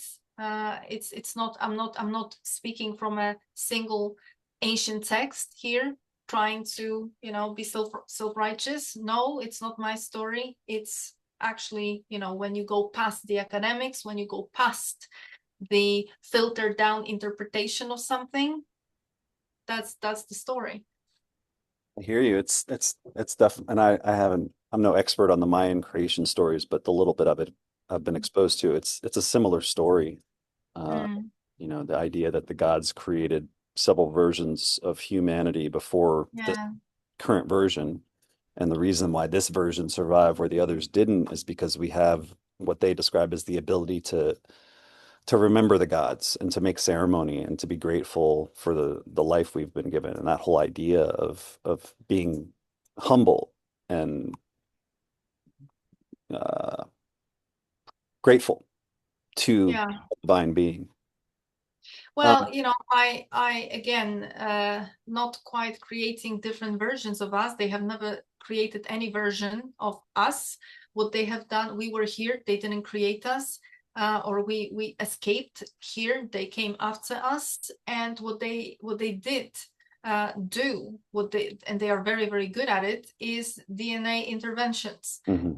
So they started playing with our DNA, shutting it down. This is why we carry so much DNA, which is called junk, which the science cannot really explain what is the function of all that 96%, I think, of it.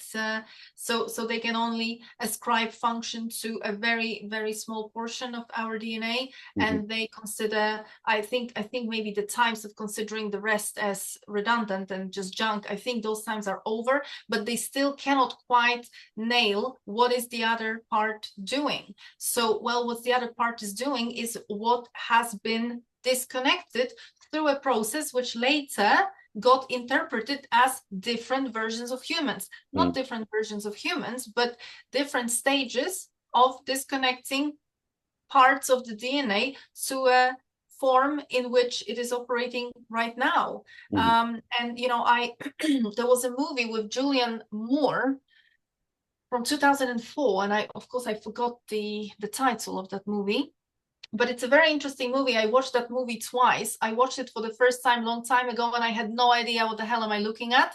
And then I watched it quite recently, the second time, and it blew my mind. Because when you watch it, when you know, it's amazing. And I don't want to kind of spoil the movie for people. So if you want to watch it and find out why it's amazing, don't listen now. But the point there is, well, she plays a mother who loses a son, and she doesn't believe the the story that she's been told. And of course, as the story unfolds, it turns out that the son was actually kidnapped by some extraterrestrials. And there's also a man that shows up who also lost a daughter.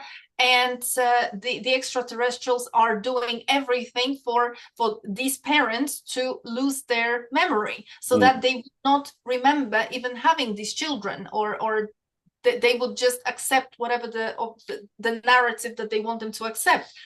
And this man,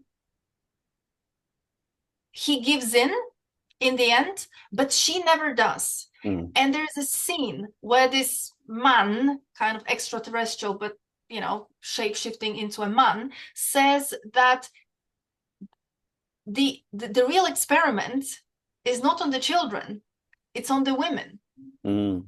because they cannot quite understand that despite all their efforts, the women always remember. Mm. Mhm. So it's amazing. I mean, you have to watch the whole movie. You have to see, and you have to kind of course, the movie will tell much better story than I did. But the point is, they are really pissed off that in spite of the fact that they switched off almost the whole of our DNA, here we are still kicking. Mhm. So they cannot. We fascinate them in a way. We piss them off beyond reason, but we fascinate them. So I think we're in a pretty good place because, like I say, they have amazing technology. They are very intelligent, but there is something about us that they cannot touch. Mm. Mhm.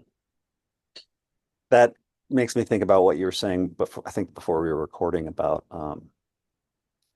the best laid plans. We can make all these plans, but then ultimately Yeah. when we show up in the space, everything just happens. And the more we try to stick to our mind's plan of how we want things to go, the more things can get challenging for us, right? But that in the moment, in the present moment, when we're there in the space, we have this intuitive ability to connect with what's actually occurring and align with that. And then amazing magical things can happen if we get out of the way, essentially, and just serve as the conduit, as it were. Um, that's to me the raw matrix coming through. The Absolutely. And remember that us making plans, right? Majority of people trying to make plans, these plans, hopes, dreams, etc., very much when you work through them, and when you sort of distill them, what's underneath there, it's search for safety. Hmm. Those plans very often are rooted in some kind of safety, mostly to do with money. So financial safety, right? People are planning about businesses, how to create businesses so that they can make money, profits, right? Income, everything really rooted in safety, in financial safety, physical safety. Where should I live because this agenda is unfolding? What should I do because this and this is going to happen, etc.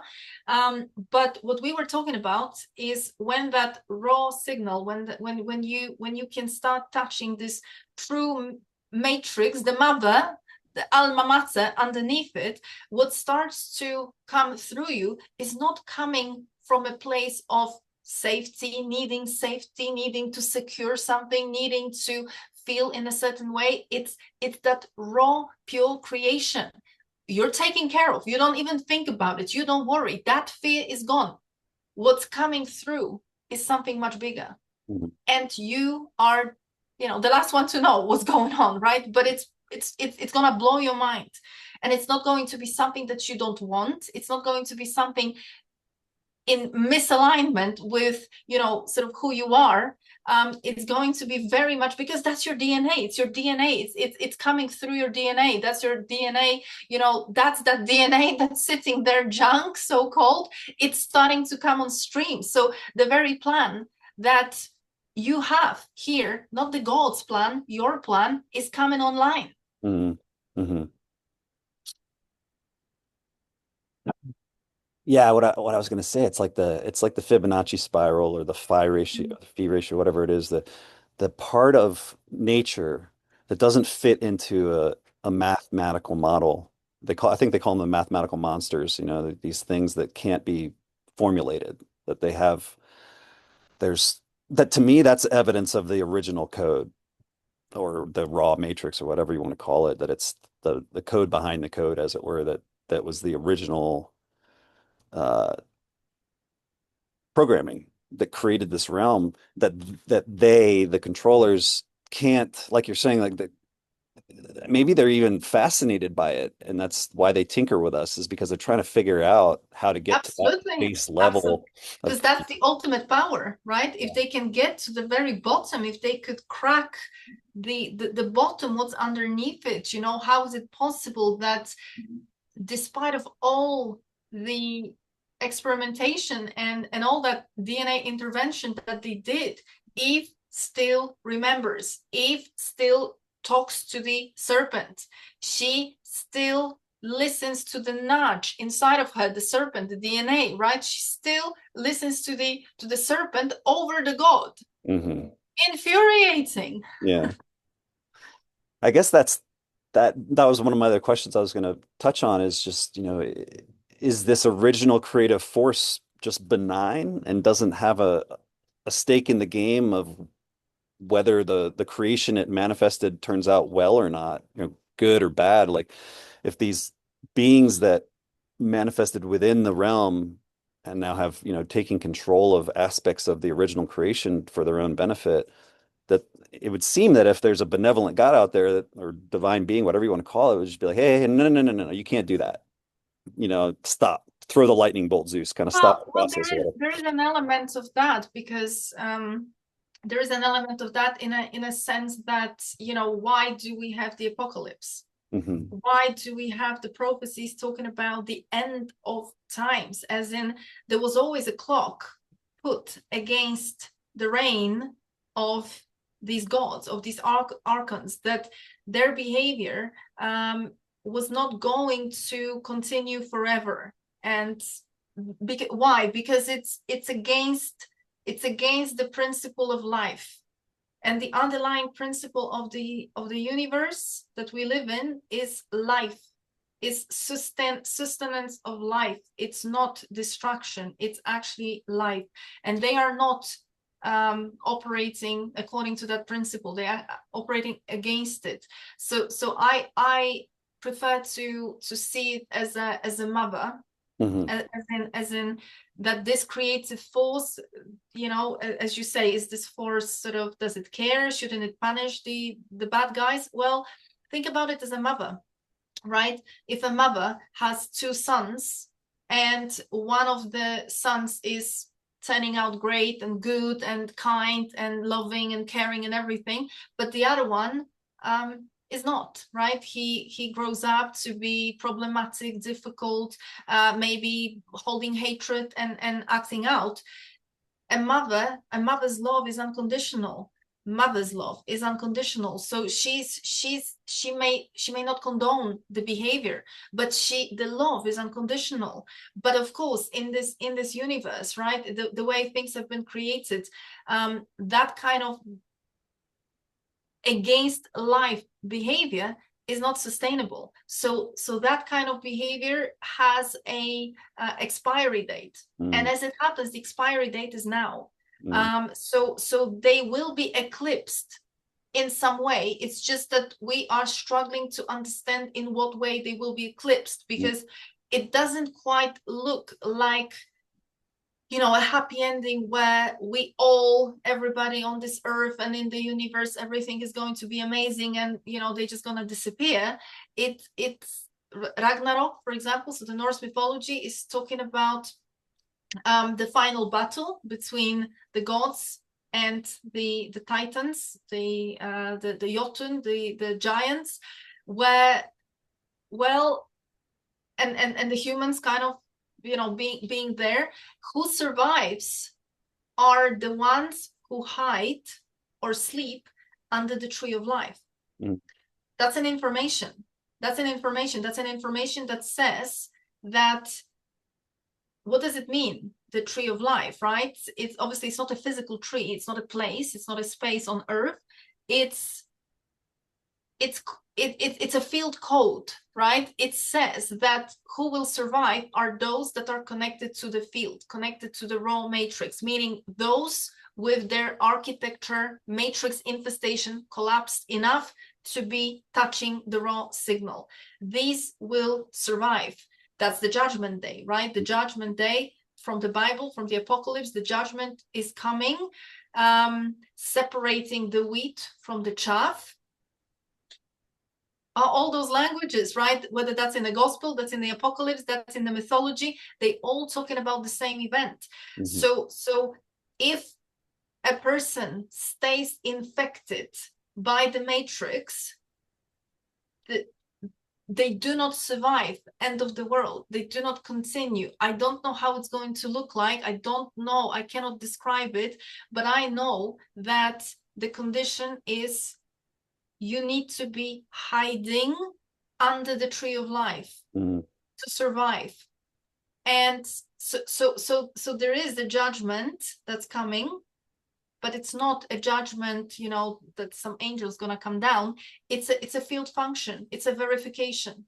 It's a mm, process of verification. Are you still infected, or is there the fire of, yeah, the raw signal, the raw fire burning inside of you? mm. Hmm. So I guess in that perspective, then the creative being, it's not, it doesn't need to come and slap down something that's against Well, its there is no principle. creative being, you know, we personify because we are, there is no creative being per Mm, se. There is a spark of creation inside of us. You know, we come from a creative force. I mean, that's at best, but it doesn't, it's not a god with beard, right? mhm, These are just principle of life. And we hold these, that information written in our DNA. You know, we as women, you as men, we hold that original blueprint. mhm, And it just happens that right now is the time, because of certain cosmic context, and as above so below, the underworld responding as well.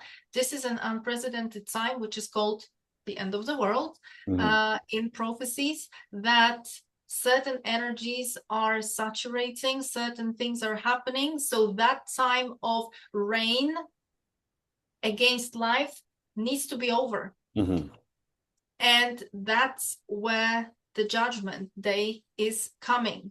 Um, And that's why not everybody will survive it. So all these narratives that, we just have to wake up, we just have to all wake up. People will not wake up, people will not wake up. And I don't think it's about waking up, because a lot of the times people who speak about waking up is one thing, but being still infected is another thing. Hmm. Yeah, waking up and then staying awake, right? Two different things. Yeah, yeah, I hear you. yeah. Yeah, no, Waking up is mostly about being informed, right? You can be right, informed. You can be educated in ancient texts. You can be educated in, in the whole Illuminati structures. You can be educated about COVID and about Agenda 2030. That doesn't mean you're not infected, right. right? It's not enough just to know that information. Exactly. Have to Exactly. make different choices. But Exactly. that ultimately there's nothing that needs to happen to, as I was saying, like slap down these archons because they're in a frequency of anti-life. And so it's inevitable that their reign will end, as it were. Well, I always mention there's a Norwegian show series on Netflix. I think it's, well, at least for us, I think it's available in other countries as well. It's called Ragnarok. Mhm. I you know I recommend it, and I recommend it for the ending. And again, please don't watch now because I'm gonna spoil it. Um, but it goes on through, I think, 3 seasons. It's Yeah. actually quite digestible. I think if you start watching, you're gonna get hooked. It has quite an interesting formula to it, but it basically describes the end of the world, as in Ragnarok, the gods incarnating into human bodies and the giants incarnating into human bodies, and they kind of coming in and meeting. And the most interesting thing is the last, I think it's the last episode, the last season, the last episode, the final battle. The final battle between the gods and the giants, right? The Jotun, because that's the mythology, that's the Norse mythology. And everybody watching that show was expecting this grand show, these fireworks, this battle, celestial event. And it wasn't that. It wasn't actually quite anything. And that's the interesting part, because that battle is not the battle that everybody imagines. That battle happens, it's not even a battle, it's described as a battle, but it looks more as non-availability for contact. You will see, you will Participating. understand when you watch it. Yeah, it's almost like, the strikes don't land. There Mhm. is nobody to kill. There's nobody to respond. It's a very interesting ending, because most people that will watch it, they were very disappointed Right. by the ending. They didn't understand anything, but most people, they believe in COVID as well. So the ending is not for everybody, right? The ending Right. is for those that know, that Yeah. understand what the hell is going on. Yeah. That the whole movie was not even for entertainment purposes, right? But I recommend, it's a show that I think it's probably 3 years old now, 2, 3 years old. Um, you will see. I no, I Very actually watched the first episode. I watched your talk with, I forget who it was, but maybe a month ago. I was watching one of interesting. your talks and you mentioned Right. this show, and so I pulled it up, and I didn't get hooked. I didn't stay on it long enough to get hooked, but Sure. I just it is available in the US. Yeah. Yeah, it's available. And if maybe some people, if they just want to get a flavor of what I'm talking about, can just watch that last episode. um Yeah, Maybe it will break the not be enough, circuit, but right? maybe it will. Break the circuit, stop participating. Yeah, Yeah, exactly. Yeah. that's probably a good place to stop, man. Well, it's an interesting aspect that they are showing us, right? Because they are showing us a lot of answers, and then they laugh, because it's that's what psychopaths do. They it's not about wanting to be caught. It's about being so arrogant that they want to flaunt their fabulousness and intelligence in front of the police officers, right? Right. Because they are so um, yeah, they just think they are superior in all these domains. So they give you the answer, but you are too stupid to work out the plot, right? Right. Well, Well, and I think there's something, I think David Icke talks about this, that, that the more, I don't know if there's something about the way the practice that they have, that they have to tell us what they're doing before they do it, from some sort of karmic thing that they believe in or whatever, but that it's ultimately like yeah, we're getting to the point where the reason why the politicians are all so idiotic is because we're giving away our own sense of self-respect by supporting somebody that we know to be a moron.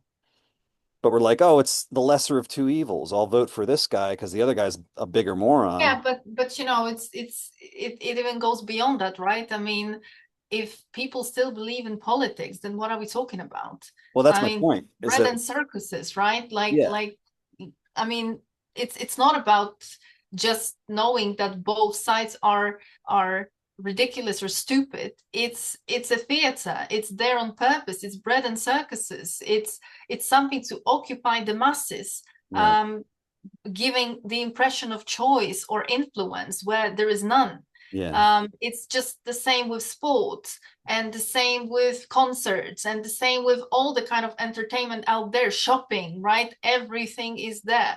Hmm. So bread and circuses, keep them busy, Hmm. keep them fighting themselves, give in illusion of choice. Yeah. And within that, that if the choice we're making is a choice to debase ourselves, that's so much the better. Energetically speaking, it's tastier for the tastier form of louche, if you will, to be actively choosing uh, to lower our own self-respect, and unknowingly, essentially. It's like that's part of it, that makes sense to me. Yeah, absolutely. I mean, that's, they don't care if we work out the game. They don't care if we get outraged or whatever, as long as we play, as long as there's a response. Still, yeah, that's why I said, like, come back. It always comes back to stop participating, Yeah, absolutely. stop Yeah, resisting. There's nothing to resist. Just yeah, go over there instead of over here. When you're over yeah. here, go out into nature instead of into the Yeah, city as a exactly. metaphor, right? Stop paying any attention, because remember that all these things that they do are to capture the attention and redirect, right? So that you all the time in a state of waiting, seeking, being outraged, being angry, reacting, etc. But in that time, something else is happening, which the apocalypse is describing, right? There is something, because the apocalypse and those prophecies, they describe certain events, they describe certain energetic events that we should be part of, we should be facilitating. But when we are in that time unavailable, because we are participating in some nonsense that this matrix is trying to capture attention with, and that includes everything, that includes moon circles, that includes fake spirituality, that includes watching endless podcasts, that includes reading thousands of books, thinking that there's going to be a moment where you're going to free yourself by getting knowledge. No, there isn't. You are making yourself unavailable to whatever you should be Hmm. available for, right? Like you say, in the nature, um, strip yourself of those layers, strip yourself of availability to be pinked, right? By the programs. But people are not doing it. Hmm. People have no idea about even the mechanics, the very mechanics of how this works. So everybody's pursuing more and more knowledge, and that's another matrix program. Hmm. Hmm. Well, hopefully, little by little, it's changing. Or, like you said, I guess ultimately, for those who understand within the time frame to take shelter under the tree of life, Exactly. those are the ones that will be here on the other side, Exactly. whatever goes down. Exactly. Yeah. I think that that's what it comes down to. I mean, I don't think anybody can save anybody. Each for their own. Yeah. Yeah. Ha. Thank you. Pleasure, as always. Always a pleasure. Yeah. I could pick your mind for hours, but you Well, have I'm wondering if anybody, because we've been at it for 2 hours, so I don't know if anybody can survive with us till now. time will tell. I think you'd be surprised with how many people do, and that's the thing. I mean, it's whoever is meant to hear the information will still be listening at this point, right? And what I've found to be true for myself is that it's often the last few seconds of whatever it is I'm watching where the biggest piece of information that's useful to me is buried. And that it's the determination to stick with it even when I'm like annoyed by whatever the person's saying and I want to turn off the show or whatever. I'm like, no, no, no. Just keep going. There's something else there until the very last second.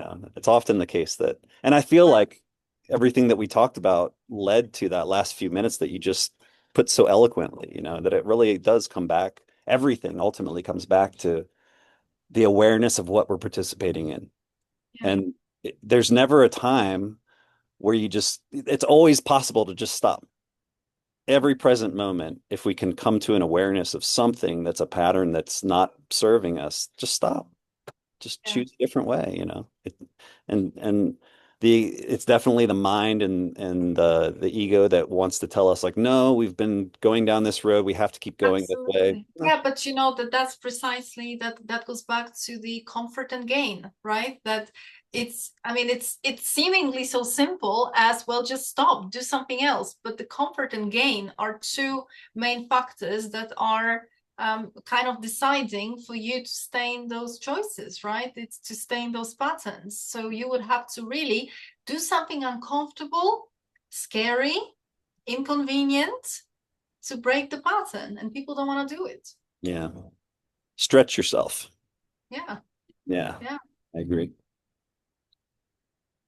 All right, Ola. Absolutely. Well, thank you so much for My your time. pleasure. Hope you have a wonderful birthday weekend. Thank you so much. And we can talk again sometime soon. Yeah, for sure. Let me know. Just send me an email if that's okay, when this is going to be live so that I can share it. Absolutely. I'll Yeah. probably I'll probably publish it later today, so I'll send you a link to it. Okay. Yeah. Sounds good. Great. All right. Right. Thank Okay. you. Thank you. Thank Have a you so wonderful much. day. Always a pleasure. And take care of yourself, and speak soon, hopefully. Thank you. You too. All right. Thank you. Bye.